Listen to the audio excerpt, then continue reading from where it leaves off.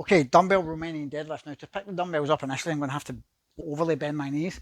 Make sure you keep the back flat, because when you get really heavy on these, you want to look after that spine and then pick them up like so. Now that's the only time we'll go through a deep knee bend. This is not like a conventional deadlift. Your reps start at the top of at the standing position. Your first rep starts from here. So feet position, round hip distance, certainly no wider than shoulder. It's going to be slightly different for everyone, but find what feels best for you. Toes pointing forward, the feet stay flat on the floor at all times.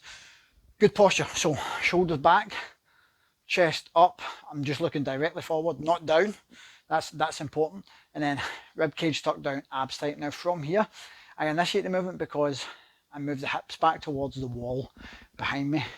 Now, first mistake a lot of people make is they initiate the movement by moving the upper body forward, and that's going to round your back. So if you watch my hips or my ass, if you look at knee, hips, shoulders are all in a straight line in this standing position.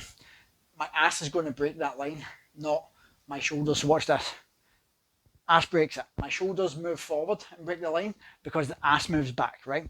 I'm not bending my knees actively. I'm also not locking my knees out because that'll cause too much issues on my lower back. It's called soft knees. So I'm moving like this. There's an angle in my knees, but it's not much. I'm not bending the knees to get lower. So here's what the reps look like.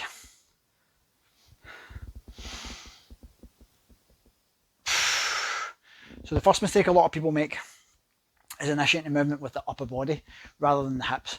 Upper body stays in the same position. Good posture, chest looking and pointing towards that wall in front of you the whole time. And the back stays flat. I highly recommend you video yourself doing this and then compare it to this video to see how your form is looking. Second mistake a lot of people make, hands. When they come down, they put the hands away out in front like this. Immediately I can feel that pull, a lot of tension on my lower back. So it's pulling me forward like this. I want you to keep your knuckles shaving your thighs and your shins the whole way. So shaving the thighs the whole way down. Now the shins, pause for 3 seconds at the bottom. So I'm challenging my hamstring flexibility. Thrust the hips forward to stand up. Keeping that back flat the whole time. Okay, another thing I want you to think about. As you come down, there's no need to go any further than what your hamstrings allow. So at this point, my knuckles are just below my knees.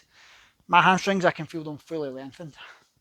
This is where we want to pause and challenge that hamstring flexibility. Over time, as we get stronger and lift heavier, we will see an increase in that hamstring flexibility, and that's great, but we don't need to go any lower than that at any given time, because that's all going to be lower back and not hamstrings, and that's when it's going to compromise and increase your risk of injury. So just pause there.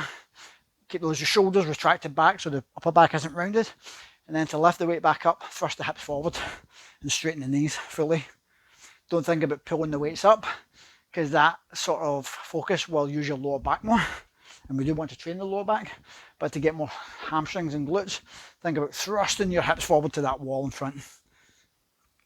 And that is the dumbbell Romanian deadlift.